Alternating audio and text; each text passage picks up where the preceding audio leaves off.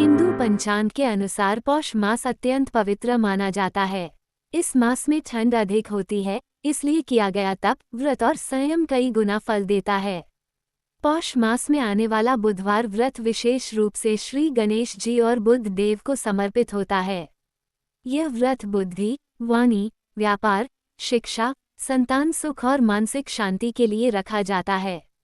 बुधवार व्रत का महत्व। बुधवार का संबंध बुध ग्रह से है, जो बुद्धि, तर्क, वाणी, गणित, लेखन और व्यापार का कारक माना जाता है।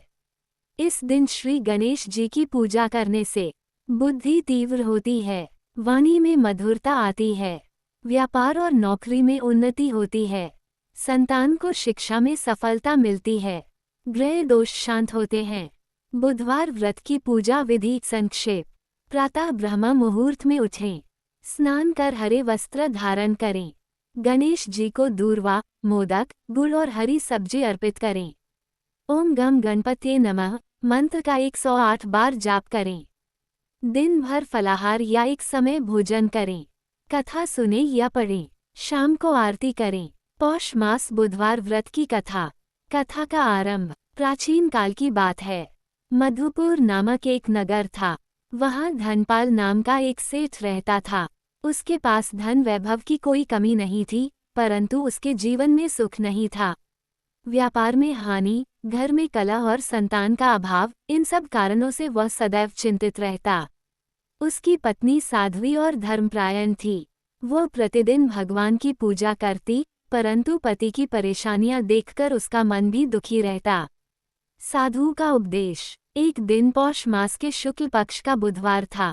नगर में एक ज्ञानी साधु आए। सेठ की पत्नी ने उनका आदर सत्कार किया और अपनी व्यथा सुनाई। साधु बोले, हे देवी, यदि तुम पौष मास में आने वाले सभी बुधवार को श्री गणेश जी का व्रत रखो और श्रद्धा से कथा सुनो, तो तुम्हारे सभी कष्ट दूर होंगे। बुध देव और गणेश जी शीघ्र प्रसन्न होंगे। साधु के वचन सुनकर सेठानी ने उसी दिन से बुधवार व्रत का संकल्प ले लिया। व्रत की शुरुआत। पहले बुधवार को उसने प्रातः स्नान कर हरे वस्त्र पहने, गणेश जी को दूर्वा अर्पित की और कथा सुनी। उसने नमक तेल का त्याग कर केवल गुड़ और चने का भोग लगाया। उसके मन में श्रद्धा थी, लेकिन परिणाम शीघ्र नहीं दिखा। सेठ धनपाल ने उसका उपहास किया। इन व्रतों से क्या होता है? ये सब व्यर्थ है। पर सेठानी ने धैर्य नहीं छोड़ा। परीक्षा का समय। दूसरे और तीसरे बुधवार को भी उसने विधिपूर्वक व्रत किया। इसी बीच सेठ के व्यापार में और हानि हो गई। घर में अन्न की कमी होने लगी। एक बुधवार को सेठानी के पास पूजा के लिए भी सामग्री नहीं थी। फिर भी उसने सच्चे मन से गणेश जी का ध्यान किया और केवल जल पीकर व्रत रखा।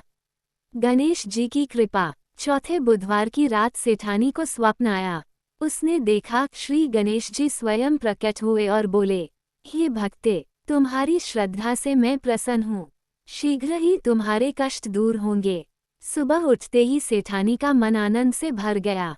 चमत्कार। उसी दिन सेठ धनपाल को दूर देश से व्यापार का एक बड़ा प्रस्ताव मिला।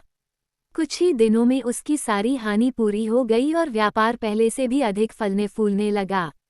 कुछ समय बाद सेठानी गर्भवती हुई। पूरे नगर में आनंद छा गया। ये सब पौष मास के बुधवार व्रत का ही फल था।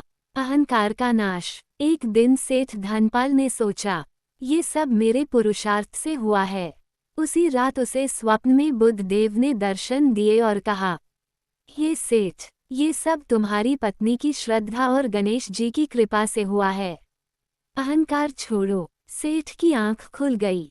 उसने अपनी पत्नी से क्षमा मांगी और स्वयं भी बुधवार व्रत रखने लगा। पूर्ण फल की प्राप्ति। कुछ वर्षों बाद सेठ के घर एक बुद्धिमान और गुणवान पुत्र का जन्म हुआ। बालक बड़ा होकर विद्वान, धर्मात्मा और सफल व्यापारी बना। नगर के लोग ये देखकर बुधवार व्रत रखने लगे। पूरा नगर सुख समृद्धि से भर गया। कथा का उपसंहार। इस प्रकार जो भी भक्त पौष मास में बुधवार का व्रत श्रद्धा और नियम से करता है, उसकी बुद्धि तेज होती है, व्यापार में लाभ होता है, घर में सुख शांति आती है, संतान सुख की प्राप्ति होती है, बुध ग्रह दोष शांत होता है, व्रत का फल। जो श्रद्धा से बुधवार व्रत की कथा सुनता या सुनाता है, उसके जीवन से दरिद्रता, रोग और बाधाएं दूर हो जाती हैं। अंत में प्रार्थना। ओम गम गणपतिये नमः। ओम बुधाय नमः। Folded hands. हे श्री गणेश जी और बुद्ध देव, हम सब पर अपनी कृपा बनाए रखें।